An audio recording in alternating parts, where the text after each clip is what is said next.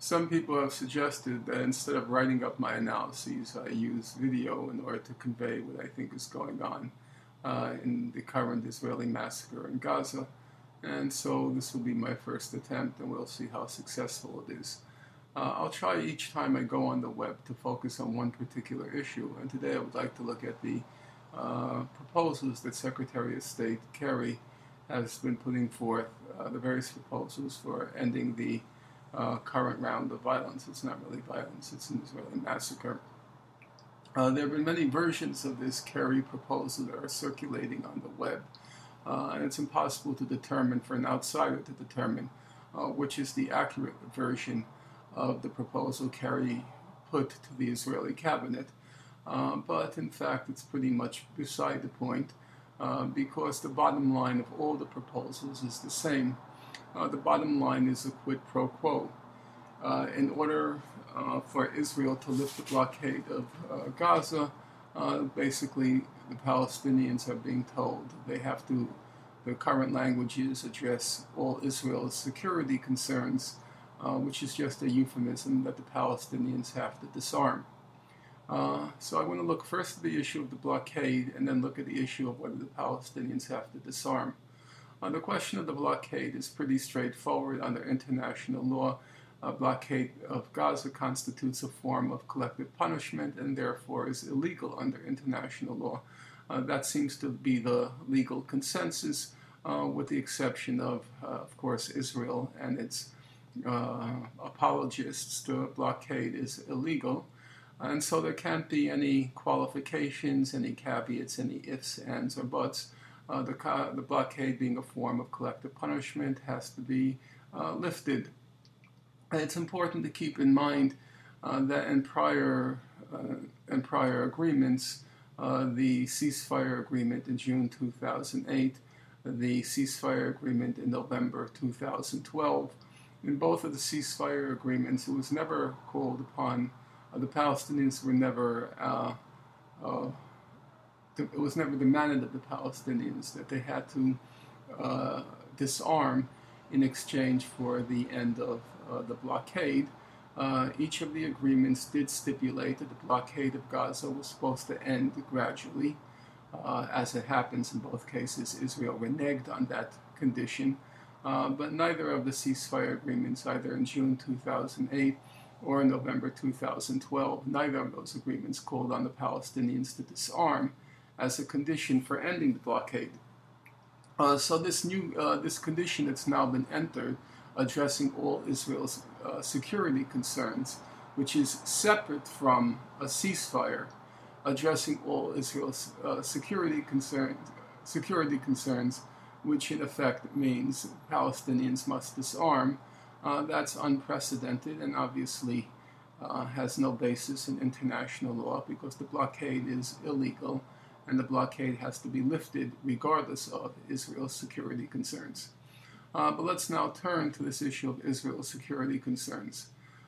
Does Israel have the right to demand of the Palestinians, of Hamas, of the Palestinian militant groups? Does Israel have the right to demand of them that they have to disarm? The international law is perfectly clear on this point. Under international law, those fighting for people engaged in the struggle for self-determination is not legally bound not to use force.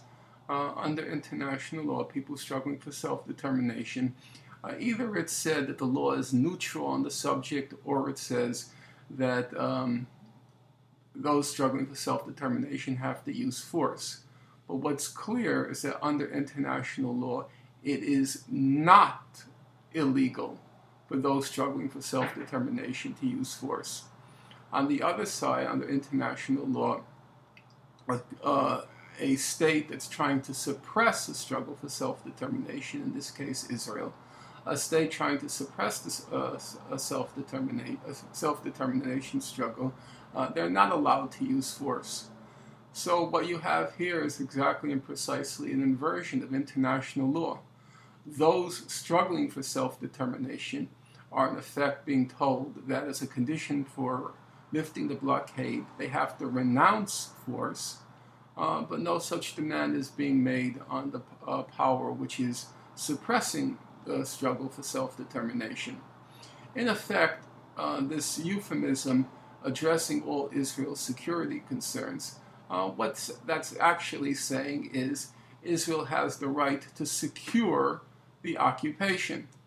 And that's a contradiction in terms, literally, because under international law, the most fundamental characteristic, the most fundamental trait of an occupation, if you open any a legal textbook in international law, the first thing it says is an occupation is supposed to be temporary.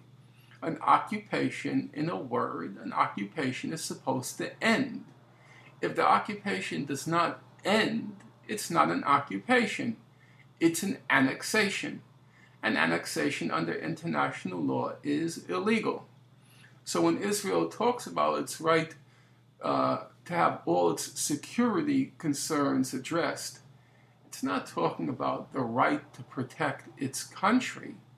It's talking about its right to secure its occupation. Concretely, what does that mean? Let's just look at the last round of negotiations that occurred just prior to the outbreak of the current hostilities, or the outbreak of Israel's launching of its latest massacre. Let's look at negotiations. The record is not crystal clear, but it's pretty clear. The Palestinian side, the Palestinian Authority, was willing to concede all of Israel's major demands. It was willing to concede to Israel the settlement blocks. It was willing to concede to Israel the nullification of the Palestinian right of return. So in effect, Palestinians were offering Israel not a settlement on the basis of international law. Palestinians were offering Israel a surrender. And the Israelis refused a Palestinian surrender, determined to maintain the occupation through eternity. That was obvious even from the statements of Secretary of State Kerry, when Secretary of State Kerry spoke before the Congressional Committee. He said, poof, it was the Israelis who, in effect, ended the negotiations and made a settlement of the conflict impossible. So one thing can be established, I think, with what might call almost scientific certainty. Under no circumstances will Israel end the occupation. So when Israel says it demands that all its security concerns be addressed, that means Israel is demanding its right to maintain the occupation through eternity, and it's demanding simultaneously that the Palestinians disarm themselves and the Palestinians cease to resist the occupation. The Palestinians cease their struggle for self-determination. That's the real meaning when Israel says it wants all its security concerns addressed, because Israel conceives any expression of Palestinian struggling for self-determination. It conceives any expression of a self-determination struggle. It conceives that as threatening its security or its security concerns. So what's in effect being said now is Israel will lift the blockade of Gaza if and when the Palestinians cease struggling for self-determination, cease struggling for independence, cease struggling for statehood, and the Palestinians accept that the occupation will go on through eternity. Leaving aside the moral issue, as a legal question, it makes no sense.